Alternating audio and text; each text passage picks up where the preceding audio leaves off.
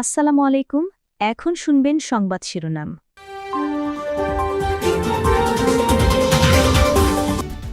সংসদে speaker deputy speaker চূড়ান্ত করবেন তারেক রহমান, সংসদীয় দলের সিদ্ধান্ত। এমপি মন্ত্রীদের মার্জিত ও সতর্ক আচরণের নির্দেশনা প্রধানমন্ত্রীর।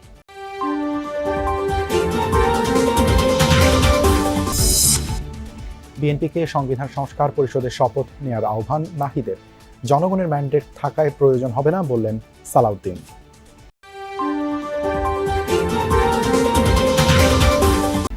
2 টন ওয়ারহেডবাহী মিসাইল ছুড়ল ইরান। ইসরায়েলে ব্যাপক ক্ষয়ক্ষতি। হরমুজের দখল রাখতে মাইন স্থাপনা তেহরানের। বোমা মেরে সচলের চেষ্টা যুক্তরাষ্ট্রের। জ্বালানি নিয়ে চট্টগ্রাম বন্দরে ভিড়ছে একের পর এক জাহাজ। চলছে খালাস। অতিরিক্ত ডিজেল সহায়তা চেয়ে ভারতকে চিঠি। পাম্পে আজও দীর্ঘ লাইন। এতক্ষণ শুনছিলেন সংবাদ শিরোনাম, এখন শুনবেন বিস্তারিত। শুরুতে সভাপতি পদ শূন্য রেখে আগামীকাল সকাল 11টায় বসতে যাচ্ছে ত্রয়োদশ জাতীয় সংসদের প্রথম অধিবেশন। প্রধানমন্ত্রীর পক্ষ থেকে সভাপতির নাম প্রস্তাবের পর তা চূড়ান্ত হবে। সংসদের সভাপতিত্বেই নির্ধারণ হবে স্পিকার এবং ডেপুটি স্পিকার। রাষ্ট্রপতি শপথ পড়াবেন তাদের। সরকার দলীয় সংসদীয় দলের বৈঠক শেষে এসব কথা জানান চিফ হুইপ নুরুল ইসলাম মনি। স্থানীয় সরকার মন্ত্রী মির্জা ফখরুল ইসলাম আলমগীর জানান, সংসদ নেতাই সুপারিশ করবেন স্পিকার ও সভাপতির নাম। সকালে সংসদে সরকারি দলের সংসদীয় দলের সভায় এসব সিদ্ধান্ত হয়। ত্রয়োদশ জাতীয় সংসদ অধিবেশন শুরুর আগের দিন অনুষ্ঠিত হল সরকার দলীয় সংসদীয় কমিটির সভা, যেখানে সভাপতিত্ব করেন সংসদ নেতা ও প্রধানমন্ত্রী তারেক রহমান। সকাল 11টায় শুরু হয়ে এই সভা শেষ হয় দুপুর 1টায়, যেখানে বিএনপি দলীয় সংসদ সদস্যদের নানান করণীয় নিয়ে আলোচনা হয়। সংসদ সদস্যদের দায়িত্বশীল মার্জিত আচরণ করার পাশাপাশি গণমাধ্যমের সঙ্গে কথা বলার ক্ষেত্রে সতর্কতার মতো প্রয়োজনীয় দিক নির্দেশনা আসে সংসদ নেতার তরফ থেকে। সংসদীয় কমিটির এই সভায় স্পিকার, ডেপুটি স্পিকার ও সভাপতি নির্ধারণে ভার দেওয়া হয় সংসদ নেতা ও প্রধানমন্ত্রী তারেক রহমানকে। সংসদীয় কমিটি বৈঠক শেষে সংসদ ভবনের এলডি হলে সংবাদ সম্মেলনে চিফ হুইপ মোহাম্মদ নুরুল ইসলাম সংসদে বিরোধী দলের গঠনমূলক ভূমিকা ও সহযোগিতার প্রত্যাশা করেন। ত্রয়োদশ সংসদের প্রথম অধিবেশনের মেয়াদ নিয়েও আলোচনা হয় সংসদীয় কমিটির সভায়, তবে তা নির্ধারিত হবে 15 মার্চ সরকার দলীয় সংসদীয় কমিটির পরবর্তী সভায়। মহান জাতীয় সংসদ, যে সংসদে সাধারণ জনগণের জনপ্রতিনিধিত্ব নিশ্চিত করার জন্য রাজনৈতিক দলগুলোর কত আন্দোলন সংগ্রাম কিংবা রাজপথে টান সেই সব উত্তেজনা, অবশেষে গণ অভ্যুত্থানের পর একটি কার্যকর জাতীয় সংসদ দেখার প্রত্যাশায় সাধারণ মানুষ। সুষ্ঠু নির্বাচনের মধ্য দিয়ে বা গ্রহণযোগ্য নির্বাচনের মধ্য দিয়ে যে ত্রয়োদশ জাতীয় সংসদ গঠিত হলো, সেটির প্রথম অধিবেশন অনুষ্ঠিত হতে যাচ্ছে বৃহস্পতিবার। জুলাই সনদের আলোকেই ডেপুটি স্পিকার সহ সকল পাওনা বুঝে নিতে চায় বিরোধী দল, অন্যথায় নয়। গণভোটে পাশ হওয়া সব প্রস্তাব বাস্তবায়নে সংসদের পাশাপাশি রাজপথেও ভূমিকা রাখার কথা জানিয়েছেন বিরোধী দলীয় নেতা ডাক্তার শফিকুর রহমান। 24কে অগ্রাহ্য বা পাশ কাটিয়ে গেলে 26শে নির্বাচন জাতির জন্য কোনো সুফল বয়ে আনবে না বলেও মন্তব্য করেন তিনি। আর বিরোধী দলীয় চিফ হুইপ নাহিদ ইসলাম বলেছেন, সরকারি দলের সংবিধান সংস্কার পরিষদের শপথ নেয়ার দাবি অব্যাহত রাখবেন তারা। ত্রয়োদশ জাতীয় সংসদের প্রথম অধিবেশন সামনে রেখে বুধবার বৈঠকে বসে বিরোধী দলের সংসদ সদস্যরা। জাতীয় সংসদ ভবনের সভাকক্ষে বৈঠকে সভাপতিত্ব করেন বিরোধী দলীয় নেতা জামাত আমির ডাক্তার শফিকুর রহমান। বৈঠক শেষে সংসদের এলডি হলে সাংবাদিকদের তিনি বলেন, ডেপুটি স্পিকার সহ বিরোধী দলের সকল প্রাপ্য জুলাই সনদের আলোকেই বুঝে নিতে চান তারা।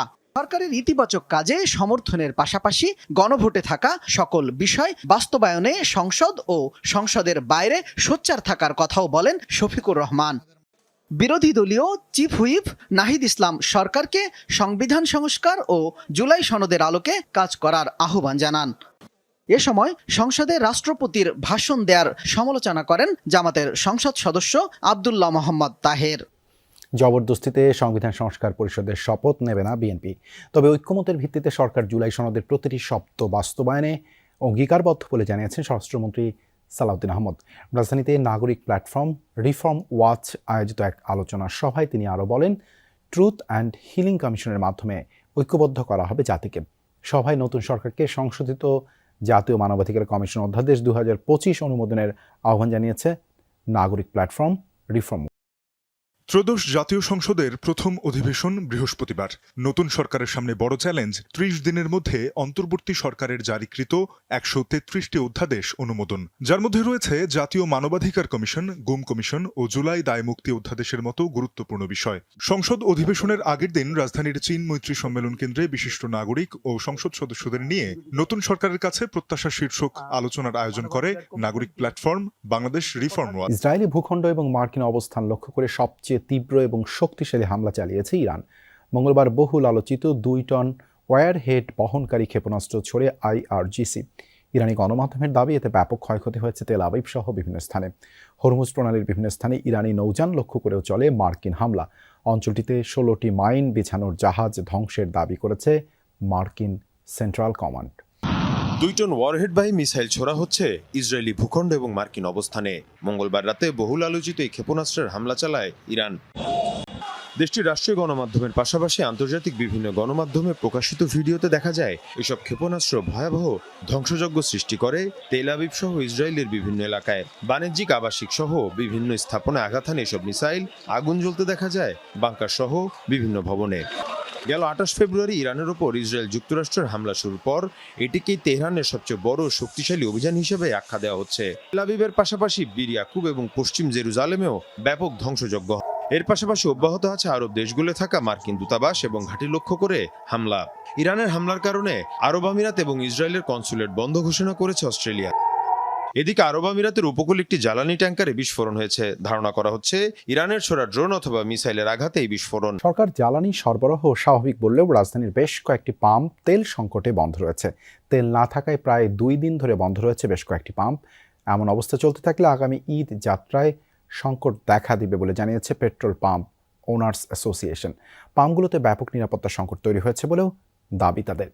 এদিকে চট্টগ্রাম বন্দর সীমানায় ৬টি জাহাজ থেকে আজ জ্বালানি খালাস হয়েছে। সরকার তেল সরবরাহ স্বাভাবিক বললেও অনেক পাম্পেই নেই তেল। যেমন কুড়িলের এই পাম্পটিতে মঙ্গলবার থেকে জ্বালানি তেল শেষ, শুধু গ্যাস সরবরাহ চলছে। বাড্ডার এই পাম্পটিতে আবার ২ দিন ধরে জ্বালানি তেল নেই। মালিবাগের এইটিতেও নেই অকটেন। পাম্প সংশ্লিষ্টরা বলছেন ডিপো থেকে তেল দেওয়া হয়নি ২ দিন, ফলে পাম্প বন্ধ রাখতে হয়েছে। আজ বিকেল থেকে শুরু হবে তেল সরবরাহ। এই অবস্থায় সংবাদ সম্মেলন করে বেশ কিছু দাবি জানিয়েছে পেট্রোল পাম্প ওনার্স অ্যাসোসিয়েশন। মূলত পাম্পে নিরাপত্তা সংকট একটি বড় শঙ্কার কারণ হয়ে দাঁড়িয়েছে। এছাড়া প্যানিক বাইং এর কারণে এই সংকট উল্লেখ করে প্রতিটি পাম্পে পুলিশের পাশাপাশি সেনা মোতায়েন চেয়েছেন তারা। এদিকে বুধবার চট্টগ্রাম বন্দর সীমানায় ৬টি জাহাজ থেকে জ্বালানি খালাস হয়েছে। জ্বালানিবাহী আরও ৪টি জাহাজ বাংলাদেশের জলসীমানায় রয়েছে বলে জানিয়েছেন চট্টগ্রাম বন্দর কর্তৃপক্ষ। এদিকে রেশনিং পদ্ধতির আওতায় ডিপো থেকে পেট্রোল পাম্পগুলোতে জ্বালানি সরবরাহ বাড়িয়েছে বাংলাদেশ পেট্রোল পাম্প কর্পোরেশন।